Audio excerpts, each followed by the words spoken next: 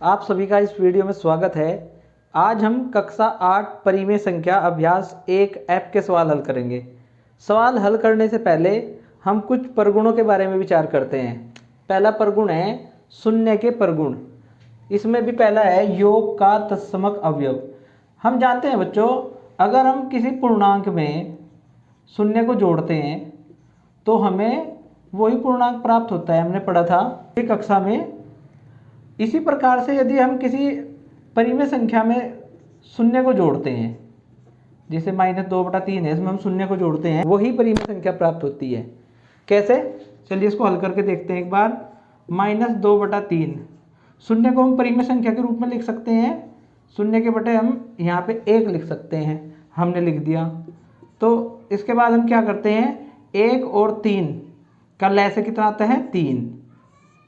अब जब इस 3 को हम 3 से भाग करते हैं तो 1 आता है, उस 1 की गुणा होती है ऊपर। और जब इस 3 को 1 से भाग करेंगे तो 3 आएगा, उस 3 की गुणा होगी ऊपर शून्य में। -2 प्लस शून्य की जब 3 में गुणा करेंगे तो शून्य प्राप्त होगा बटा 3। तो ये आ गया -2 प्लस शून्य, तो -2 आ गया।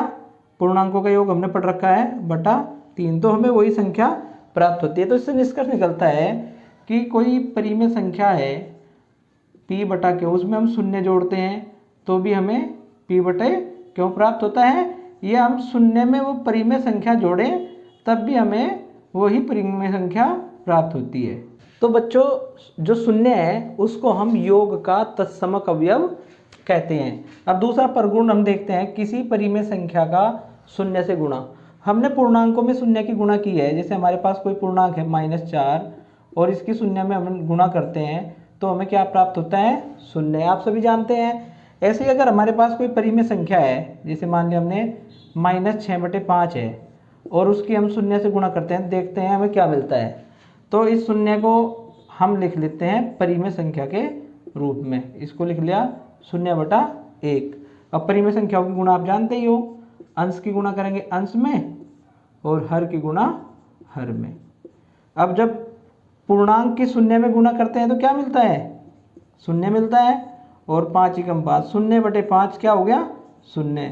तो यहाँ पर भी क्या होता है, शून्य ही प्राप्त होता है अगर किसी परिमेय संख्या में शून्य की गुणा करते हैं।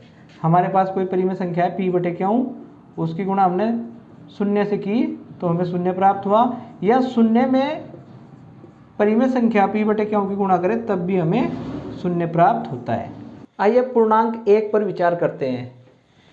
एक परिमेय संख्या के रूप में, जो 1 है उसको हम परिमेय संख्या के रूप में लिख सकते हैं। p/q के रूप में हमने लिख सकते हैं 1/1, या हम इसको लिख दें 2/2, 3/3 लिख सकते हैं ना। या भाई -1/-1, -2/-2, -3/-3। जैसे हमने शून्य को लिखा था 0/1, 0/2 परिमेय संख्या के रूप में। ऐसे ही अब एक के परगुण देखते हैं। एक परगुण है इसका गुणा का तत्समक अवयव।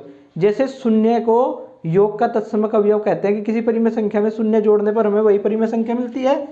ऐसे ही एक को हम गुणा का तत्समक अवयव कहते हैं। जैसे हमारे पास कोई पूर्णांक है -5 और इसमें हमने 1 की गुणा की तो क्या प्राप्त होता था, -5। ऐसे हमारे पास एक पूर्णांक है, मान लिया -3/5 और इसमें हम 1 की गुणा करें तो क्या प्राप्त होगा, इसको देखते हैं। -3/5, 1 को लिख लिया हमने परिमेय संख्या के रूप में 1/1 और अंश के अंश में गुणा करिए, -3 × 1 -3 और 5 एकम 5, तो वही परिमेय संख्या प्राप्त हो गई। इसलिए 1 को गुणा का तत्समक अवयव कहते हैं। ये परिमेय संख्याओं के प्रतिलोम के बारे में पढ़ते हैं। सबसे पहला प्रतिलोम होता है योगात्मक प्रतिलोम। बच्चों हमने पूर्णांक में पढ़ा था, जैसे हमारे पास कोई भी पूर्णांक है, इस पूर्णांक में कौन सा पूर्णांक जोड़ दें जो हमें शून्य प्राप्त हो। तो आप देखते थे कि इसका विपरीत पूर्णांक यानी -12 का विपरीत हो गया +12 जोड़ देने पर हमें शून्य प्राप्त होता था।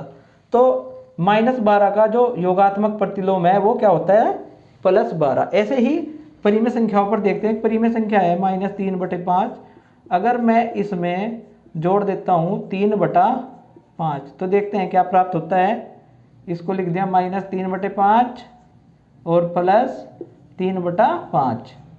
हर समान है तो अंश को हम डायरेक्ट लिख देंगे -3 + 3। तो ये क्या हो गया बच्चों, ऊपर शून्य हो गया ना, विपरीत चिन्ह के हैं दोनों, तो 0/5 क्या हो गया, 0 या 0। तो हम यहाँ पे कह सकते हैं कि -3/5 का जो योगात्मक प्रतिलोम है वो 3/5 है। प्रत्येक परिमेय संख्या का योगात्मक प्रतिलोम उससे विपरीत चिन्ह में होता है, माइनस का होगा तो वो प्लस का उसका योगात्मक प्रतिलोम होगा। देखते हैं गुणात्मक प्रतिलोम। बच्चों यदि दो परिमेय संख्याओं का गुणनफल 1 हो तो वो परिमेय संख्याएं एक दूसरे की गुणात्मक प्रतिलोम कहलाती हैं। जैसे हम परिमेय संख्या देखते हैं 3/5 और इसमें गुणा कर दें हम 5/3 से, तो देखते हैं क्या प्राप्त होता है। अंश की अंश में गुणा की, 3 × 5/5 × 3। हम यहाँ पे देखते हैं 5 × 5, 5 × 5, 3 × 3 और 3 × 3, तो 1/1 अर्थात हमें 1 प्राप्त हो गया। तो हम कह सकते हैं कि परिमेय संख्या 3/5 का जो गुणात्मक प्रतिलोम है वो क्या है, 5/3। या किसी परिमेय संख्या p/q का गुणात्मक प्रतिलोम क्या होगा, q/p, यानी इनके अंश और हर आपस में बदल जाते हैं। अभ्यास प्रश्न देखते हैं बच्चों। पहला प्रश्न है, निम्नांकित कथनों के सामने सत्य या असत्य जो सही हो लिखिए। -6/7 + 6/7 परिमेय संख्या नहीं है। देखते हैं कि -6/7 में इसके विपरीत चिन्ह वाली परिमेय संख्या को जोड़ा गया है, तो इसका उत्तर क्या होगा, 0। और 0 तो एक परिमेय संख्या है, तो ये कथन क्या हो गया, असत्य। दूसरा सवाल है, परिमेय संख्याओं में योग का तत्समक अवयव 0 है। हमने पढ़ा है भाई, ये हो गया सत्य। 0 को किसी परिमेय संख्या में जोड़ने पर वही परिमेय संख्या प्राप्त होती है। परिमेय संख्या 0 का योगात्मक प्रतिलोम नहीं होता। योगात्मक प्रतिलोम क्या होता है, किसी परिमेय संख्या में कोई परिमेय संख्या जोड़ने पर अगर हमें 0 प्राप्त हो तो वो परिमेय संख्या हमें क्या कहलाती है, उसकी योगात्मक प्रतिलोम। 0 में हम क्या जोड़े जो हमें 0 प्राप्त हो, तो 0 ही होगा 0 का योगात्मक प्रतिलोम। तो ये कथन हो गया असत्य। कह रहा है कि इसका योगात्मक प्रतिलोम नहीं होता है 0 का, तो असत्य हो गया। किसी ऋणात्मक परिमेय संख्या का योगात्मक प्रतिलोम एक धनात्मक परिमेय संख्या होता है। बिल्कुल सही है, हमने उदाहरण भी बताया था कि -3/5 में प्लस का 3/5 जोड़ेंगे तो 0 प्राप्त होगा। तो माइनस का, ऋणात्मक का हमें धनात्मक परिमेय संख्या होती है योगात्मक प्रतिलोम, तो कथन है सत्य। ऐसे ही अगला सवाल, परिमेय संख्याओं में घटाने का तत्समक अवयव 0 है। ये तो हमने नहीं पढ़ा, हमने तो ये पढ़ा है कि योग का तत्समक अवयव 0 है, तो ये कथन भी हमारा असत्य हो गया। छठा, इसमें परिमेय संख्याओं में गुणा का तत्समक अवयव 1 है। सत्य है भाई, ये हमने अभी पढ़ा था कि 1 के गुणा करने पर वही परिमेय संख्या प्राप्त होती है। एक ऋणात्मक परिमेय संख्या का गुणात्मक प्रतिलोम एक ऋणात्मक परिमेय संख्या होता है। कोई ऋणात्मक परिमेय संख्या है, मान लिया 3/5 ही ले लेता हूँ मैं, उसमें कौन सी परिमेय संख्या से गुणा करूँ जो हमें 1 प्राप्त हो, तो 5/-3 से गुणा कर दूंगा, 1 प्राप्त हो जाएगा। तो ऋणात्मक की गुणात्मक प्रतिलोम क्या हो गया, ऋणात्मक, यानी ये कथन क्या हो गया हमारा सत्य। इसका एक पार्ट है, एक परिमेय संख्या x का योगात्मक प्रतिलोम x है तो x = 0। तो बच्चों योगात्मक प्रतिलोम क्या होता है कि किसी परिमेय संख्या में हम कौन सी परिमेय संख्या जोड़े जो हमें 0 प्राप्त हो। तो जब 0 है तो 0 में हम 0 जोड़ेंगे तभी तो 0 प्राप्त होगा। तो यहाँ पे x का मान, यानी ये कह रहा है कि x में x जोड़ने पर 0 प्राप्त हो, तो x का मान कितना होगा, यहाँ पे 0 ही होगा, और तो कोई परिमेय संख्या ऐसी नहीं हो सकती। तो ये कथन हमारा क्या है, सत्य है। सवाल नंबर 2 देखते हैं, इसमें रिक्त स्थानों की पूर्ति करनी है। -5/12 में कौन सी परिमेय संख्या जोड़ो जो -5/12 प्राप्त हो। तो इसमें क्या जोड़ेंगे भाई, 0, जिसको योग का तत्समक अवयव कहते हैं। -4/5 में कौन सी परिमेय संख्या जोड़ो जो 0 प्राप्त हो, तो इसका योगात्मक प्रतिलोम जोड़ेंगे, यानी -4/5 है तो हम इसमें जोड़ देंगे 4/5, विपरीत चिन्ह वाली परिमेय संख्या। अब ये देखिए भाई, तीसरा सवाल है इसमें 1/-2 की घात -1। जहाँ पे घात -1 होती है बच्चों, जैसे x है, x की घात -1 है, तो वो इसका गुणात्मक प्रतिलोम होता है, यानी 1/x हो जाता है, इसका उल्टा। तो यहाँ पे इसका गुणात्मक प्रतिलोम यानी -2/1, जिसको हम -2 भी कह सकते हैं। ऐसे यहाँ पे देखते हैं -2/3 गुणा 3/4 का घात -1 है, यानी इसका गुणात्मक प्रतिलोम ज्ञात करना है। इसको हल कर लो, जो आएगा उसको यहाँ पे लिख देंगे।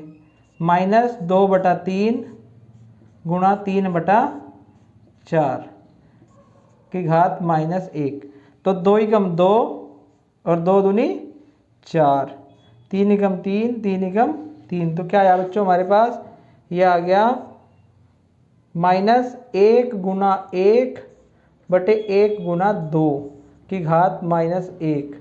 तो इसको कह दूं मैं -1/2 की घात -1 प्राप्त हुआ। तो इसको क्या करेंगे, अंश को हर कर देंगे, हर को अंश कर देंगे, 2/-1 जो बराबर होता है -2 के। सवाल नंबर 3 है, प्रत्येक स्थिति में x का मान बताइए। तो पहला सवाल देखते हैं हम, 2/3 गुणा x बराबर 1 किसी परिमेय संख्या में कौन सी परिमेय संख्या से गुणा करें जो 1 प्राप्त हो, गुणात्मक प्रतिलोम होता है। इसको हल करके देखते हैं बच्चों। x को यहीं रहने देते हैं और 2/3 ये गुणा में है, इसको विस्थापित करते हैं बराबर से दूसरी तरफ। तो इसमें क्या होता है बच्चों, जो हर होता है ये ऊपर गुणा में चला जाता है और अंश नीचे बटे में आ जाता है, यानी इसके अंश और हर आपस में बदल जाते हैं। एक की किसी परिमेय संख्या में गुणा करते हैं तो वही परिमेय संख्या प्राप्त होती है। तो x का मान हो गया 3/2।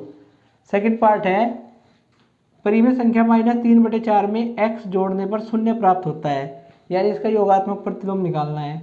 इसको हल करते हैं भाई, -3/4 प्लस x बराबर 0। तो इस परिमेय संख्या को मैं विस्थापित कर देता हूँ, उधर भेजता हूँ, प्लस में है ये, तो इसका चिन्ह है माइनस, इधर भेज दूंगा तो क्या हो जाएगी प्लस 0 + 3/4, और 0 या 0 में किसी परिमेय संख्या को जोड़ने पर हमें वही परिमेय संख्या प्राप्त हो। इसका थर्ड पार्ट देखते हैं, x से गुणा करते हैं -5/4 में और 1 के बराबर आता है। तो या तो हम इसको डायरेक्ट कर दें क्योंकि ये इसका गुणात्मक प्रतिलोम आएगा, इसको हम विस्थापित करेंगे। -5/4 को जब मैं इधर भेजूंगा, गुणा में है, तो इसका हर जो है वो अंश बन जाएगा और जो अंश है वो हर बन जाएगा। तो ये आ जाएगा, 1 की गुणा किसी परिमेय संख्या में करते हैं तो हमें वही परिमेय संख्या प्राप्त होती है। तो x का मान आ गया 4/-5। फोर्थ पार्ट देखते हैं, x की गुणा कर रहे हैं -6/-7 में। ये भी सेम सवाल है, क्या होगा बच्चों, इसको उधर भेजूंगा तो ये हो जाएगा -7/-6। तो उत्तर आ गया -7/-6। यह क्या करेंगे, माइनस से माइनस काट देंगे, 7/6 आ जाएगा आंसर। ऐसे ही पांचवा सवाल देखते हैं, -5/4 की गुणा कर रहे हैं 4/-5 में, यानी इसका गुणात्मक प्रतिलोम में गुणा करते हैं तो x का मान क्या आएगा। बिना हल किए भी आप बता सकते हैं कि 1 आएगा, और हल करना है तो हल करके बता दीजिए। -5 गुणा 4/4 गुणा -5, तो या तो उसको यहीं हल करिए, 5 एकम 5 और 5 एकम 5, माइनस से माइनस कैंसिल कर दें, 4 एकम 4 और 4 एकम 4, 1/1 बराबर 1। आप कह सकते हैं कि x बराबर 1 आ गया। एक परिमेय संख्या है -7/6, इसमें जोड़ते हैं 7/6, यानी इसका विपरीत चिन्ह जोड़ते हैं, इसका योगात्मक प्रतिलोम। तो क्या प्राप्त होता है, आपको पता है 0 प्राप्त होता है। चाहे आप इसको हल करके दिखा दें या डायरेक्ट लिख दें। समान हर 6 है तो ले से 6 हो गया, अंश को जो का तो जोड़ देंगे बराबर x। तो -7 में 7 जोड़ेंगे तो बच्चों आ जाएगा 0, 0/6 बराबर x, और इसको लिख सकते हैं हम x बराबर 0। आंसर आ गया। सवाल नंबर 4 है, निम्नांकित परिमेय संख्याओं के योगात्मक प्रतिलोम बताइए। तो परिमेय संख्या 1/2 का योगात्मक प्रतिलोम क्या होता है बच्चों, इस पर यानी 1/2 में मैं क्या जोड़ूं जो मुझे 0 प्राप्त हो, यानी इसका विपरीत चिन्ह हो जाता है। माइनस का 1/2। ऐसे ही -3/8 में क्या जोड़ेंगे जो शून्य प्राप्त हो, तो इसका योगात्मक प्रतिलोम प्लस का 3/8।